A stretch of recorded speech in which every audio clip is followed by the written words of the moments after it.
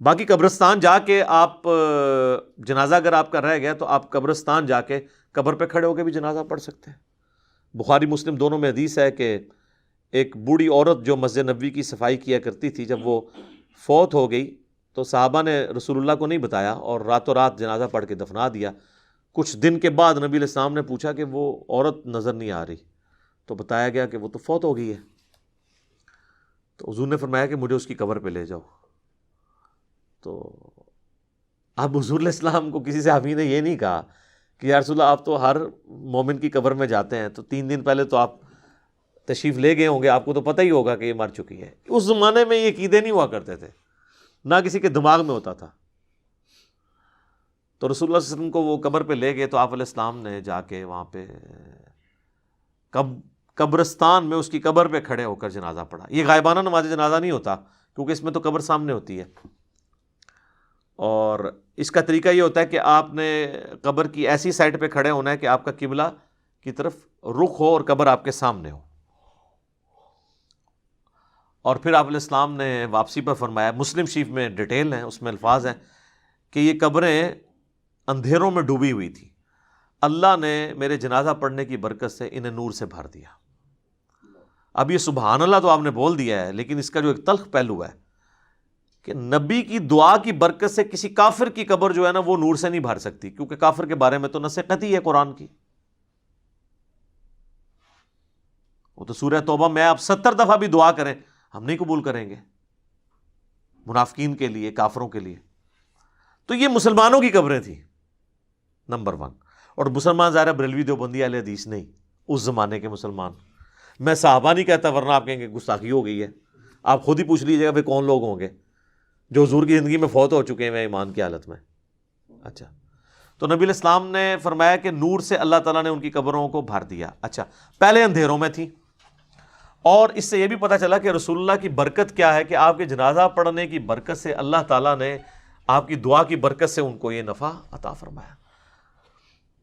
اب یہ حضور کی دعا ہی ہے، باقی تو جنازہ تو صحابہ نے بھی ان کا پڑھا ہوگا، ٹھیک ہے۔ یہاں تو لوگ کہتے ہیں بزرگ جنازہ پڑھ لیں تو جناب سمجھو کہ اگلے پچھلے سارے مردے بخشے گئے، تو جنازے تو ان کے بھی ہوئے تھے، لیکن حضور کے جنازہ پڑھنے سے فرق پڑا، ویسے تو نہیں پڑا۔ اس طرح بخاری مسلم میں حدیث ہے، نبی علیہ السلام ایک جگہ سے گزر رہے تھے تو آپ کا خچر بدک گیا اور آپ رک گئے، تو صحابہ نے پوچھا یا رسول اللہ کیوں رکے ہیں؟ آپ نے فرمایا ان 2 قبر والوں کو عذاب ہو رہا ہے۔ کسی صحابی نے نہیں کہا کہ کشف القبور ہے، ہمارے جو گھوڑے کے قدموں سے خاک نکل کے جو ہمارے گھوڑے کے نتھنے میں بیٹھے گی، وقت کا بڑے سے بڑا غوث بھی اس مرتبے کو نہیں پہنچ سکتا، جب غوث قبروں کے اندر جھانک کے دیکھ لیتے ہیں تو یا رسول اللہ ہم بھی ابھی دیکھ لیتے ہیں۔ وہ تو حضور سے پوچھ رہے ہیں کہ یا رسول اللہ یہ کیا ہے، قبر کے اندر کیا ہو رہا ہے؟ سب کہانی ہے۔ بلکہ مسلم شریف میں تو الفاظ ہیں آگے کہ میں نے ارادہ کیا کہ میں اللہ سے دعا کروں کہ تمہیں عذاب قبر سنوا دے، لیکن پھر مجھے ڈر ہوا کہ تم اپنے مردوں کو دفنانا چھوڑ دو گے۔ تو صحابہ نے تو سنا بھی نہیں، دیکھنا تو بڑی دور کی بات ہے۔ بخاری اور مسلم دونوں میں حدیث ہے، ایک مدعم نامی غلام تھا حضور کا جو آپ کے سواری کا کجاوا کسا کرتا تھا۔ غزوہ خیبر کے موقع پر ایک نامعلوم تیر لگا اور وہ شہید ہو گیا۔ صحابہ نے کہا یہ تو سیدھا جنتی ہے، حضور کا خدمت گزار ہے، ظاہر ہے جی ہم بھی ہوں تو یہی کہیں۔ آپ فرمایا تم جنت کی بشارت دے رہے ہو، اس نے مال غنیمت سے ایک چادر چوری کی تھی، اللہ نے مجھے دکھایا وہ آگ کی بنا کے اس پہ ڈال دی گئی ہے۔ اب باقی اصحاب میں سے اگر کسی نے ایک رسی بھی چھوٹی سی یہ سمجھ کے اٹھائی کہ مال غنیمت میں اس کی کیا ویٹیج ہے اور گھر لے گیا تھا، فوراً گھروں کو باغے لا کے حضور کے پاس جمع کروائی کہ بھئی یہ آپ ہوتے تو آپ کہتے جو کچھ بھی ہیں تیرے محبوب کی امت سے ہیں۔ تو محبوب کے ساتھ جو ڈائریکٹلی اٹیچ بندہ ہے اس کو اس نسبت نے کام نہیں دیا جب اس نے کام غلط کیا، کیونکہ محبوب کے ساتھ تو آپ کی رشتہ داری ہو سکتی ہے، اللہ کا کوئی رشتہ دار نہیں ہے سر، اللہ کے ساتھ کسی کی رشتہ داری نہیں ہے۔ غوث پر سارے فیل کرتے ہیں، میں میرا میکینیکل انجینئرنگ دا فارمولا کو غوث پڑھ کے نا ویکھ کے میں لکھ کے دینا لکھ کے انہوں دیکھ کے پڑھ کے دس دے، کوئی زبانی تو بڑی دور دی گل ہے، اور میں صرف کہہ رہا ہوں پڑھ کے بتا دے، سمجھا تو مجھے پتا ہے کہ وہ سکتا ہی نہیں ہے جب تک اس نے انجینئرنگ نہیں کی ہوگی۔ اور ان کا تو دعویٰ ہے نا کہ اللہ کو تو انجینئرنگ آتی ہے نا جی، کہ اللہ ان کو سکھاتا ہے تو پھر سکھا دے اللہ ان کو، سب کہانیاں بنائی ہوئی انہوں نے۔ تو نبی علیہ السلام فرمایا کہ ایک پیشاب کے چھینٹوں سے نہیں بچتا تھا، دوسرا چغلی کھایا کرتا تھا۔ پھر آپ علیہ السلام نے ایک ٹہنی درخت کی توڑی، اس کے 2 حصے کیے اور اسے لگا دیا دونوں قبروں پہ. آپ نے فرمایا جب تک یہ ہری رہیں گی نا ان کے عذاب میں تخفیف ہوگی. اب یہ حضور کے ہاتھوں کی برکت ہے. لوگوں نے پھر آگے ضرب تقسیمیں لگا دیں کہ جی وہ ٹہنیاں جو ہے اللہ کا ذکر کریں گی اور ذکر کرنے کی برکت سے یہ ہوگا. اور سر ٹہنیاں لگانے سے کیا ہونا ہے؟ وہ رسول اللہ کے مبارک ہاتھوں کی برکت تھی. اور اسی کو پھر ایکسٹراپولیٹ کیا نا انہوں نے قبروں پہ جو پھول ڈالتے ہیں. تو پھر آپ پھول نہ ڈالیں, جو نبی علیہ السلام نے کیا وہی کام کریں. آپ ضرور ٹہنی لگائیں, اور یہاں پہ لوگ لگا بھی دیتے ہیں دفناتے وقت سرانی سائڈ کے اوپر. تو آپ سنت کے اوپر, اسی سنت کے اوپر عمل کریں.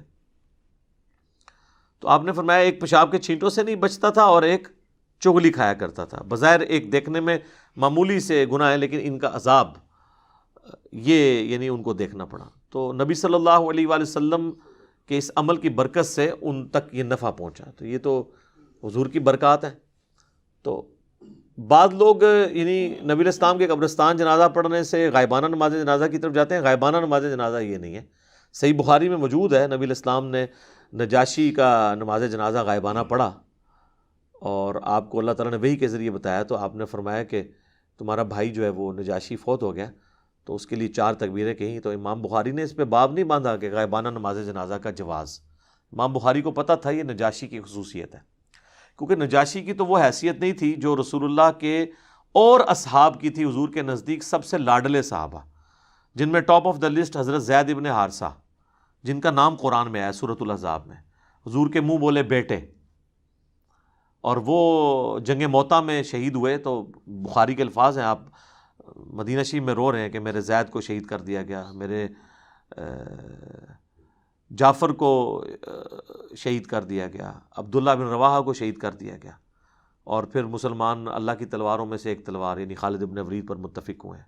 تو وہ اپنی فوج بچا کے واپس لانے میں کامیاب ہو گئے رومن امپائر کے اگینسٹ. لیکن نبی علیہ السلام نے ان کا کوئی نہیں کہا کہ اٹھو تو زید پہ نماز جنازہ غائبانہ پڑھے. تو یہ غائبانہ نماز جنازہ کیٹاسٹرافک کنڈیشن میں, اگر کوئی کفر کی سرزمین میں مر گیا ہے اور وہاں پہ اس کا کوئی یعنی نماز جنازہ پڑھنے والا نہیں ہے, تو آپ یہاں پہ ضرور پڑھیں. یہاں تو ایک شہر میں مرتا ہے, ہزاروں کا جنازہ ہوتا ہے, دوسرے شہر میں اس کا غائبانہ پڑھ رہے ہوتے ہیں. اور اس کا پڑھ رہے ہوتے ہیں جو ذرا امیر ہوتا ہے, جس نے زیادہ فنڈ دیا ہوتا ہے. غریب آدمی کے لیے کہتے ہیں جی دعا, امیر آدمی کے لیے غائبانہ نماز جنازہ. ٹھیک ہے نا. تو نہ آپ کی دعاؤں سے کوئی فرق پڑ رہا ہے نہ نماز جنازوں سے, کیونکہ آپ تو سب کچھ دنیا داری کے لیے کر رہے ہیں. تو یہ جو ایٹیچیوڈ ہے, پھر اس کے اوپر چندے اکٹھے کرنا. آپ پتہ نا ہمارے تو یہاں ایک بہت بڑی جماعت رہی ہے جس نے غائبانہ نماز جنازہ کو ایک ایکٹیویٹی بنا کے اس طرح پریزنٹ کیا اور یعنی ہلچل مچا کے رکھ دی, اور اس میں پھر چندے اکٹھے کیے. تو یہ بھی ایک یعنی لوگوں کی جیبیں ہتھیانے کا ایک ذریعہ بن گیا یہ. حالانکہ مردے کے لیے تو دعا کرنی ہے کہ اللہ تعالیٰ اس کے لیے کوئی آسانیوں والا معاملہ فرمائے. اچھا, دفنانے کے بعد اذان دینا بھی کوئی ثابت نہیں ہے. اور اس طریقے سے ہمارے دیوبند اور بریلوی حضرات جو ہے نا, وہ میت کو دفنانے کے بعد نا سرہانے پہ کھڑے ہو کر نا سورۃ البقرہ کی شروع کی آیات تلاوت کرتے ہیں, اور پاؤں والی سائڈ پہ سورۃ البقرہ کی آخری آیات تلاوت کرتے ہیں. یہ روایت موجود ہے, لیکن یہ روایت جو ہے فیبریکیٹڈ روایت ہے. یہ روایت شعب الایمان امام بیہقی کی کتاب میں ہے, مشکات المصابیح کے اندر موجود ہے, لیکن اس کے اندر ایوب نام کا ایک متروک راوی ہے, یعنی جس سے حدیثیں لینا محدثین نے چھوڑ دی ہوں, ریجیکٹڈ پرسنالٹی. تو یہ یعنی مردود قسم کے راویوں سے روایت کی گئی روایت ہے, اس کی کوئی اصل نہیں ہے. اصل چیز وہی ہے جو میں نے بیان کر دی ابو داؤد سے, کہ آپ نے میت کے لیے دعا کرنی کہ اللہ تعالیٰ اسے قبر کے سوالات میں استقامت عطا فرما. اور قبر کے سوال جو ہیں وہ بخاری, مسلم, ابو داؤد, مسند احمد میں رپورٹ ہوئے ہیں. کچھ حصہ بخاری مسلم میں ہوا ہے, کچھ ابو داؤد میں, ترمذی میں, مسند احمد میں. پہلا سوال ہوگا مر ربو کا, تیرا رب کون ہے. دوسرا سوال ہوگا ما دینو کا, تیرا دین کیا ہے. تیسرا سوال ہوگا, ترمذی میں تو الفاظ ہیں من نبیو کا, تیرا نبی کون ہے. بخاری میں الفاظ ہیں ما کنت تقول فی حق ھذا الرجل, تو اس مرد کے بارے میں دنیا میں کیا کہا کرتا تھا, یا تو کیا کہے گا اس کے بارے میں. وہ کہتے ہیں جی نبی علیہ السلام کی شکل مبارک دکھائی جاتی ہے, اور پوچھا جاتا ہے اس مرد کے بارے میں، تو یہ حاضر رجل، وہ کہتے ہیں حاضہ کا مطلب تو ہے کہ وہاں پہ موجود ہوں گے. سر اگر حاضہ کا مطلب وہاں پر موجود ہوں گے تو اس کے جواب میں یہ تو نہیں ہونا چاہیے ہوا محمد الرسول اللہ. ہوا تو پھر جو ہے وہ تھرڈ پرسن کا صیغہ ہے، ہونا چاہیے حاضہ محمد الرسول اللہ. تو اس کا جو ایک طریق ہے مسند احمد اور سنن ابی داؤد میں، اس میں الفاظ ہیں اس مرد کے بارے میں تیرا کیا خیال ہے؟ الذی بعث فیکم، جس کو اللہ نے تم میں مبعوث کیا تھا نبی بنا کے. یہ نہیں کہ یہ جو قبر میں آپ کے سامنے آئے ہوئے ہیں یا کوئی قبر میں تصویر دکھائی جاتی ہے، یہ بالکل جھوٹی بات ہے. تو یہ 3 سوالات، اور ایک چوتھا سوال ہے جو میں نے ایکسپلور کیا تھا جس کی وجہ سے کافی ہنگامہ کھڑا ہوا کہ قبر میں 3 نہیں 4 سوال ہوں گے. وہ چوتھا سوال جو ہے وہ مؤمن کے لیے اور منافق کے لیے ڈیفرنٹ ہوتا ہے. وہ بخاری میں بھی ہے، سنن ابی داؤد کے اندر بھی. مؤمن جو ہے وہ تینوں سوالوں کے جواب دیتا ہے تو فرشتے چوتھا سوال کرتے ہیں کہ تجھے کیسے پتہ چلا؟ تو وہ کہتا ہے کہ میں نے اللہ کی کتاب پڑھی اور نبی علیہ السلام کے نبی ہونے کی تصدیق کی. تو اللہ کی کتاب اگر پڑھی نہیں ہوگی تو تصدیق کیسے کریں گے؟ یہ کتاب پڑھیں گے تو آپ تصدیق کریں گے نا. تو اور منافق کہتا ہے ہائی ہاتا لا ادری، ہائے افسوس مجھے کچھ پتہ نہیں. تو فرشتے اس کو کہتے ہیں کہ تو نے خود پڑھ کر سیکھنے کی سمجھنے کی کوشش کیوں نہیں کی، یا کسی ایسے شخص سے پڑھنے کی کوشش کیوں نہیں کی جسے ان چیزوں کا پتہ تھا؟ دونوں معنی درست ہیں. تو جب تک آپ خود اللہ کو سیریس نہیں لیں گے آپ سچائی تک پہنچ نہیں سکتے. تو اس لیے میں نے کہا تھا قبر میں 3 نہیں 4 سوال ہونے ہیں، اور چوتھا سوال جو ہے وہ تمام سوالات کی جان ہے. اگر زندگی میں پتہ چل جائے تو پہلے 3 سوالوں کا جواب کے لیے تیار ہونا آپ کے لیے آسان ہو جائے گا، ادروائز تو مشکل ہو جائے گا.